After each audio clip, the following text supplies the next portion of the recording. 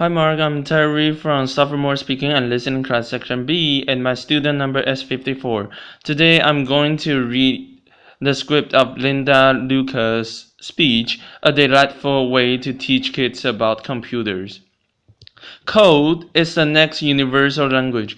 In the 70s, it was punk music that drove the whole generation.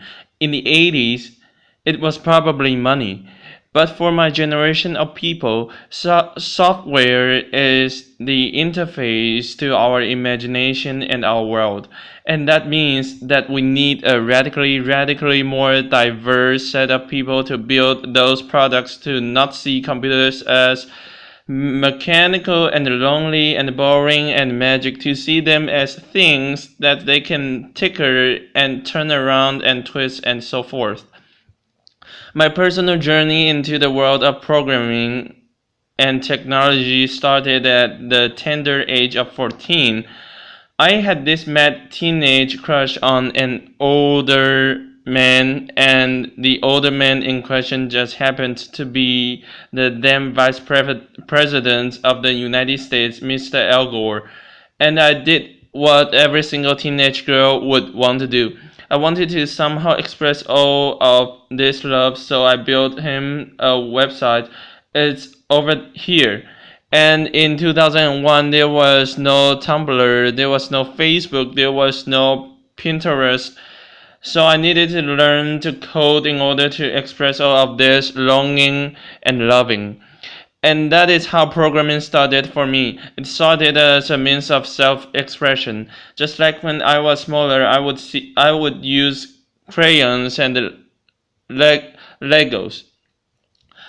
And when I was older, I would use guitar lessons and theater plays. But then there were other things to get excited about, like poetry and knitting socks and conjugating French irregular verbs and coming up with make-believe worlds and Bertrand Russell and his philosophy. And I started to be one of those people who felt that computers are boring and technical and lonely. Here's what I think today. Little girls don't know that they are not supposed to like computers. Little girls are amazing. They are really good at concentrating on things and being exact, and they ask amazing questions like what and why and how and what if. And they don't know that they are not supposed to like computers. It's the parents who do. It's us parents who feel like computer science is esoteric, weird science discipline that only belongs to the mystery makers, that it's almost as far removed from everyday life as, say, nuclear physics. And they are partly right about that. There's a lot of syntax and controls and data structures and algorithms and practices, protocols and paradigms in programming. And we as a community, we've made computers smaller and smaller. We've built layers and layers of abstraction on top of each other between the man and the machine, to the point that we no longer have any idea how computers work or how to talk to them.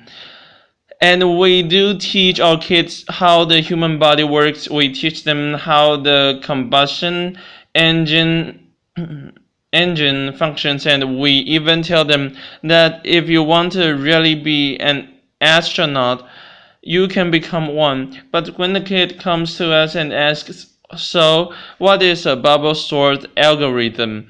Or how does the computer know what happens when I press play? How does it know which video to show? Or Linda, is internet a place? We adults, we know oddly silent.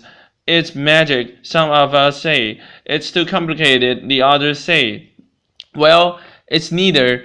It's not magic and it's not complicated. It's all just happened really fast. Computer scientists built these amazing, beautiful machines, but they made them very foreign to us, and also the language we speak to the computers, so that we don't know how to speak to the computers anymore without our fancy user interfaces.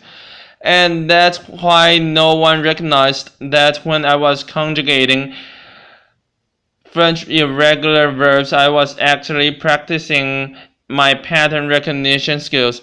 And when I was excited about knitting, I actually was following a sequence of symbolic commands that included loops inside of them. And that Bertrand Russell's lifelong quest to find an exact language between English and mathematics found its home inside of a computer. I was a programmer, but no one knew it. The kids of today, they tap, swipe, and pinch their way through the world, but unless we give them tools to build with computers, we are raising only consumers instead of creators. This whole quest led me to this little girl. Her name is Ruby. She is 6 years old. She is completely fearless, imaginative, and a little bit bossy. And every time I would run into a problem in trying to teach myself programming, like what is object-oriented design and what is garbage collection, I would try to imagine how a 6-year-old little girl would explain the problem. And I wrote a book about her and I illustrated it. And the things Ruby taught me go like this. Ruby taught me that you're not supposed to be afraid of the bugs under your bed. And even the biggest of the problems are a group of tiny problems stuck together. And Ruby also introduced me to her friends, the colorful side of the internet culture. She has friends like the snow leopard, who is beautiful but doesn't want to play with the other kids. And she has friends like the green robots that are really friendly but super messy. And she has friends like Liukas, the penguin who's really ruthlessly efficient but somewhat hard to understand, and idealistic foxes, and so on. In Ruby's world, you learn technology through play, and for instance, computers are really good at repeating stuff, so the way Ruby would teach loops goes like this. This is Ruby's favorite dance move. It goes clap, clap, stomp, stomp, clap, clap, and jump. And you learn computer loops by repeating that 4 times. And you learn while loops by repeating that sequence while I'm standing on one leg. And you learn until loops by repeating that sequence until mom gets really mad. Laughter. And most of all, you learn that there are no ready answers.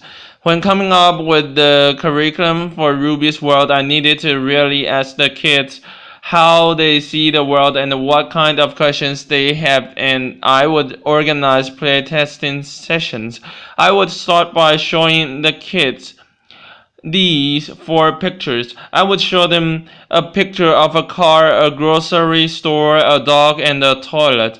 And I would ask, which one of these do you think is a computer? And the kids would be very conservative and go, none of these is a computer. I know what a computer is. It's that glowing box in front of which mom or dad spends way too much time. But then we would talk and we would discover that actually a car is a computer. It has a navigation system inside of it.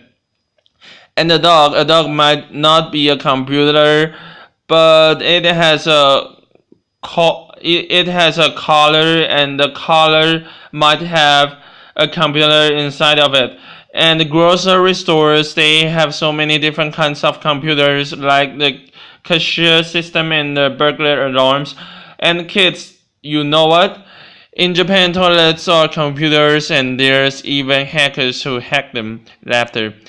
And we go further, and I give them these little stickers with an on-off button on them, and I tell the kids, today you have this magic ability to make anything in this room into a computer. And again the kids go, sounds really hard. I don't know the right answer for this, but I tell them, don't worry, your parents don't know the right answer either. They've just started to hear about this thing called the Internet of Things. But you kids, you are going to be the ones who are really going to live up in a world where everything is a computer. And then I had this little girl who came to me and took a bicycle lamp, and she said, "This bicycle lamp, if it were a computer, it would change colors." And I said, "That's really a good idea. What else could they do?" And she thinks and she thinks and she goes, "If this bicycle lamp were a computer, we could go on a biking trip with my father and we would sleep in a tent. And this biking lamp could also be a movie projector." And that's the moment I'm looking for, the moment when the kid realizes that the world is definitely not ready yet. That a really awesome way of making the world more ready is by building technology, and that each one of us can be a part of that change. Final story. We also built a computer and we got to know the bossy CPU and the helpful RAM and ROM that help it remember things. And after we've assembled our computer together, we also designed an application for it. And my favorite story is this little boy. He's 6 years old, and his favorite thing in the world is to be an astronaut.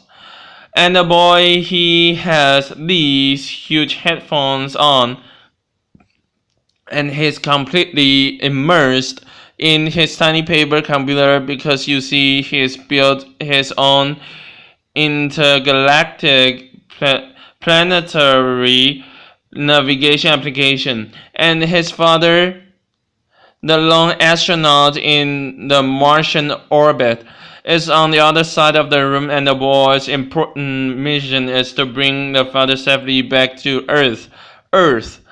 And these kids are going to have a profoundly different view of the world and the way we build it with technology. Finally, the more approachable, the more inclusive, and the more diverse we make the world of technology, the more colorful and better the world will look like. So imagine with me for a moment a world where the stories we tell about how things get made don't only include the 20-something-year-old Silicon Valley boys, but also Kenyan schoolgirls and Norwegian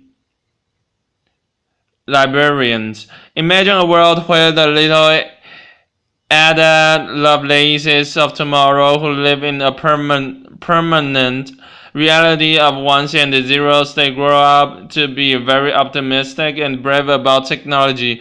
They embrace the powers and the opportunities and the limitations of the world. A world of technology that is wonderful, whimsical, and a tiny bit weird. When I was a girl, I wanted to be a storyteller. I loved make-believe worlds, and my favorite thing to do was to wake up in the mornings in Moonming Valley. In the afternoons, I would roam around the Tatooines, and in the evenings, I would go to sleep in Narnia. And programming turned out to be the perfect profession for me. I still create worlds. Instead of stories, I do them with code.